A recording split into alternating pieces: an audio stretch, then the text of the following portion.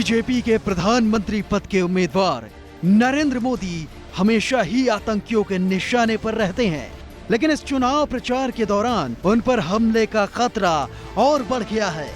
चाहे वो पटना बम धमाका हो या पाइप बम से हिले चेन्नई, इन धमाकों का कहीं न कहीं मोदी से कनेक्शन दिख रहा है।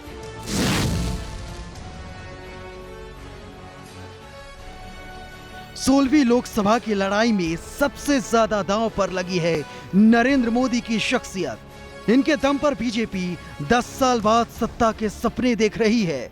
इनके हौसले पर एनडीए की मुरझाई हुई हस्ती खिलखिलाने लगी है। इनके निशाने पर राजनीतिक विरोधी होते हैं और विरोधियों के निशाने पर नरेंद्र मोदी। लेकिन इस राजनीतिक रस्साकशी के बीच मोदी किसी और के निशाने पर हैं, एक खतरनाक और जानलेवा निशाने पर।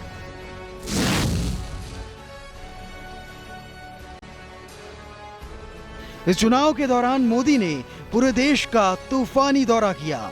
सुबह असम तो दोपहर को आंध्र प्रदेश में और शाम को केरल में। इस दौरान उनकी सुरक्षा बिल्कुल दुरुस्त रहती है। सिमी के आतंकवादियों ने तो मोदी को पिछले साल अक्टूबर में ही मारने की साजिश रची थी, जब वो पटना में रैली करने गए थे। उसी रैली में जिसमें बम ब्लास्ट हुआ था, लेकिन नरेंद्र मोदी बाल बाल बच गए।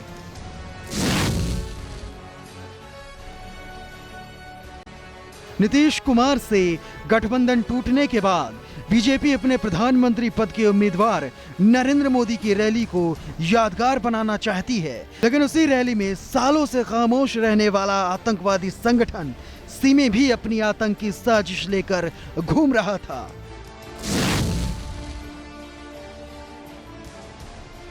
मोदी की पटना रैली में वो सीरियल ब्लास्ट महज दहशत फैलाने के लिए नहीं था, बल्कि आतंकवादियों का मंसूबा तो सीधे नरेंद्र मोदी को निशाना बनाने का था। जी हां, इस सनसनीखेज सच्चाई का खुलासा खुद सिमी के आतंकवादी इम्तियाज ने किया था, जिसे पटना स्टेशन पर पुलिस ने धर दबोचा था।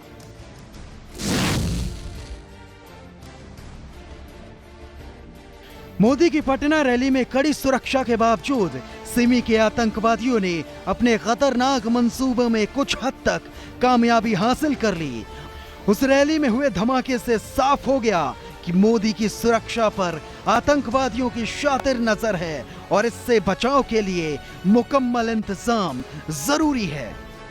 सुधीर कुमार, सुदर्शन न्यूज।